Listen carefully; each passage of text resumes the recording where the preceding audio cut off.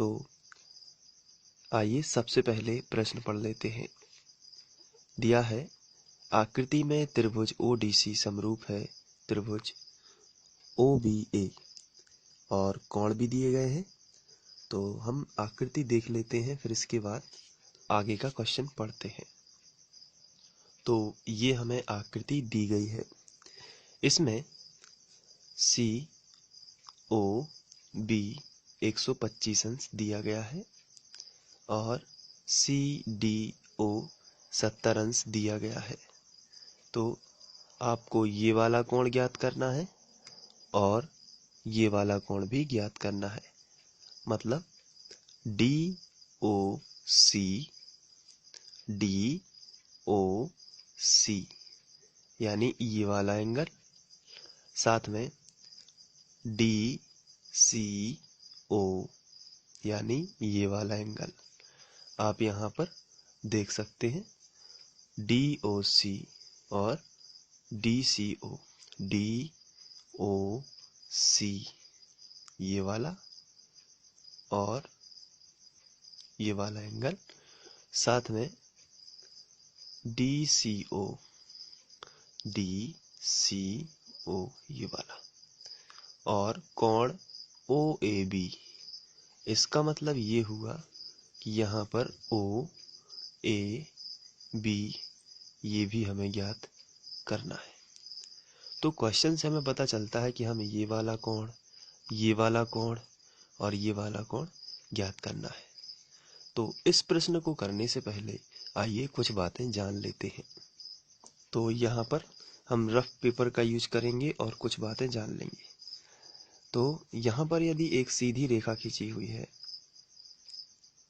तो यहाँ पर कोई बिंदु है जैसे O, और यहाँ पर हम कुछ भी नाम दे देते हैं जैसे AB, और दूसरे चित्र में ये वाला A जो है ये उठकर ऊपर चला जाता है, यानी कि यहाँ पर है, यहाँ पर B है, यहाँ पर O है और ये जो A है ये ऊपर है। तो कहने का मतलब यदि ये 90 है, बिल्कुल लंब है, ऊपर से इस तरीके से लंब है, और ये नीचे आ जाएगा तो एक लाइन बन जाएगी। ये वाला A बिंदु जब नीचे आ जाएगा तो एक लाइन बन जाएगी। तो ऐसी स्थिति में ये जो कोण बनता है ये 180 अंश का कोण बनता है, 180 अंश। अब ये लाइन किसी भी एंगल में हो सकती है। यहाँ पर जैसे एक लाइन खींची है AB, बीचों बीच दिया है O, तो यहाँ पर जो एंगल बनेगा ये भी 180 अंश का ही बनेगा। थोड़ा और देख लेते हैं।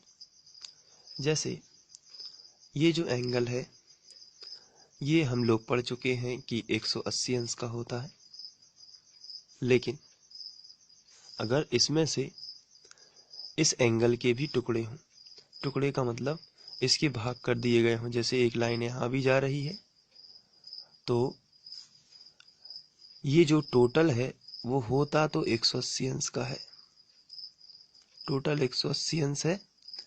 लेकिन उसमें से हम लोग यहाँ पर समझ सकते हैं कि इसका पहला भाग ये इतना कोण है और दूसरा भाग इतना कोण है, और जब दोनों को मिला देते हैं तो ये पूरा कोण बन जाता है, यानी AOB।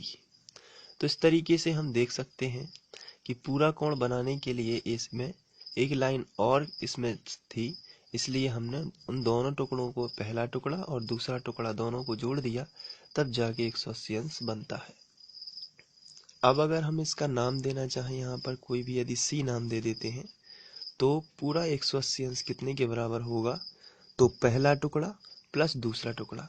तो इतना टुकड़ा बस आपको लिखना है। यदि कोण के रूप में तो आप लिखोगे कोण AOC, कोण AOC, और प्लस करोगे दूसरा टुकड़ा।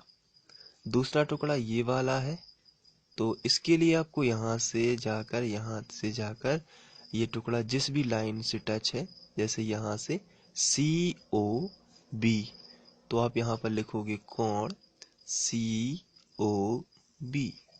तो ये दोनों टुकड़े जुड़कर बनाएंगे टोटल कोण AOB, कोण AOB।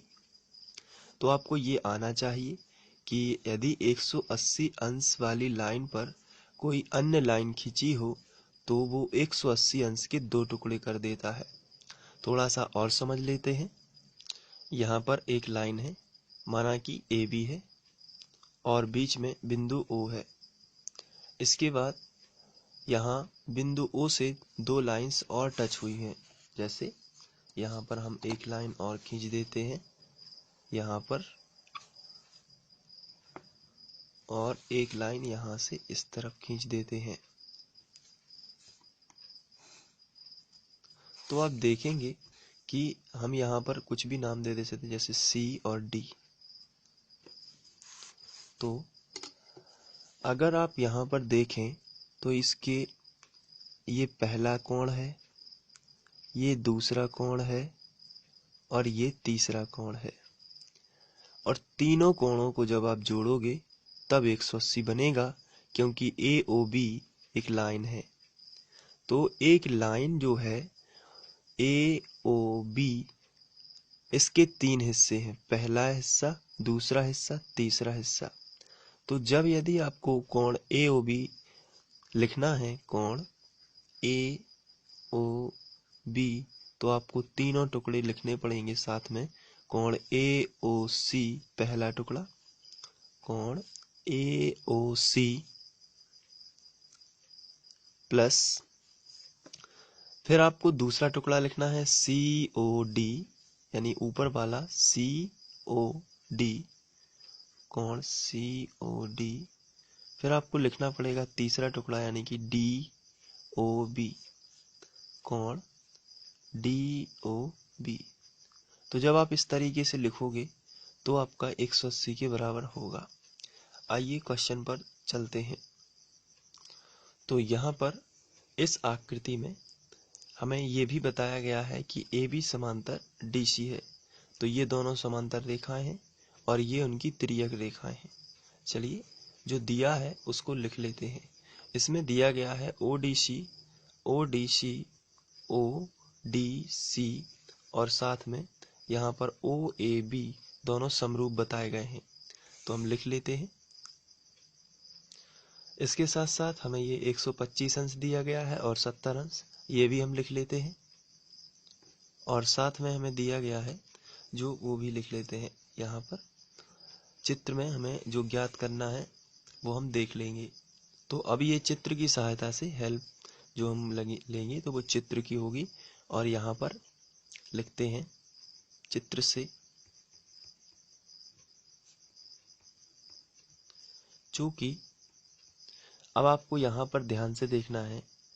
यहाँ पर दिया है 125 अंश, लेकिन हमें ये ज्ञात करना है। तो हम जानते हैं कि DOB एक रेखा है, तो ये पूरा 180 अंश बनेगा, जिसकी दो टुकड़े हैं, पहला टुकड़ा और दूसरा टुकड़ा। तो चलिए लिख लेते हैं। चूंकि DOB एक रेखा है,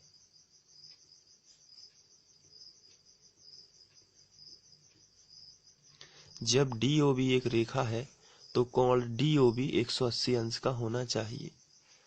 तो यहाँ पर अब लिखना है, इसलिए कोण DOB कितना होगा, 180 अंश। क्योंकि आप यदि इस रेखा को यहाँ से देखें, DOB ये टोटल कितना बनेगा, 180 अंश। इस तरीके से ये पूरा बनेगा 180। लेकिन इसके दो टुकड़े हैं, पहला टुकड़ा और दूसरा टुकड़ा। तो पहला टुकड़ा क्या है, नाम बोलिए, DO, ये O पॉइंट है, यहाँ पे मैंने लिखा है DOC पहला टुकड़ा, और दूसरा टुकड़ा हो जाएगा COB। चलिए लिख लेते हैं।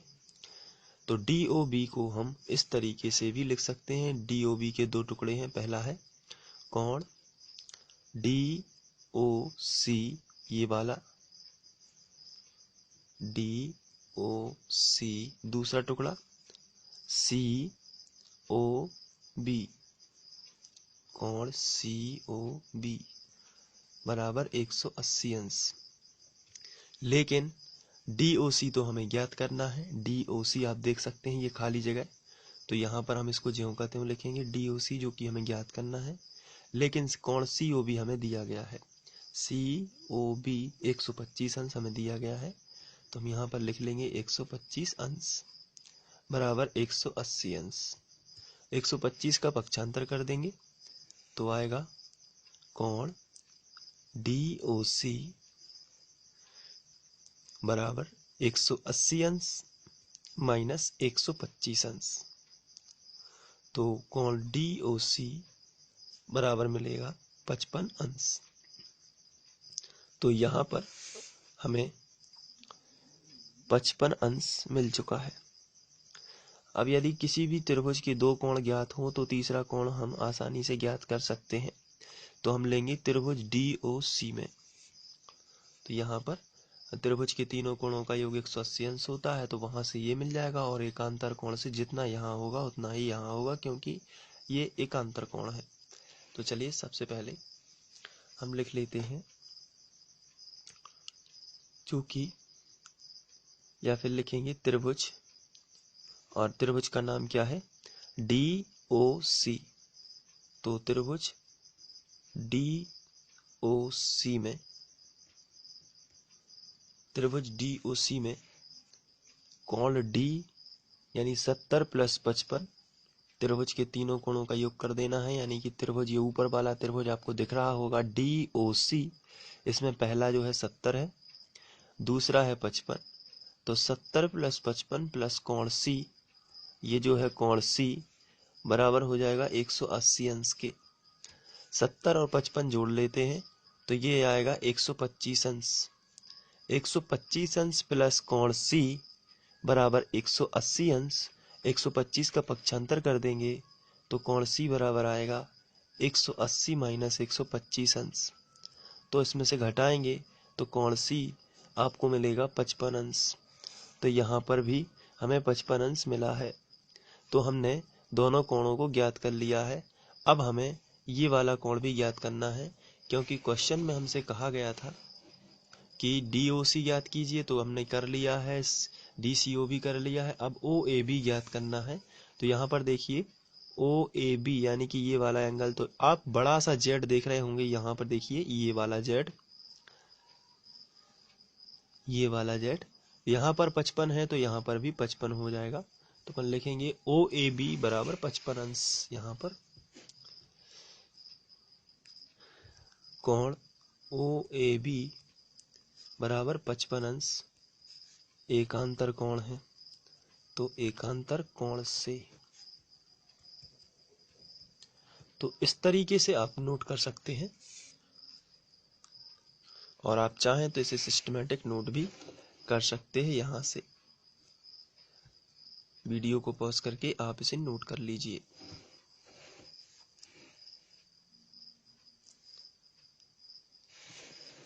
तो आशा करता हूँ कि आप लोगों को ये प्रश्न बड़े अच्छे से समझ में आ गया होगा। और वीडियो थोड़ा लंबा बन चुका है, लेकिन इसमें आपको ये भी है कि समझना भी ज़रूरी है हर टर्न।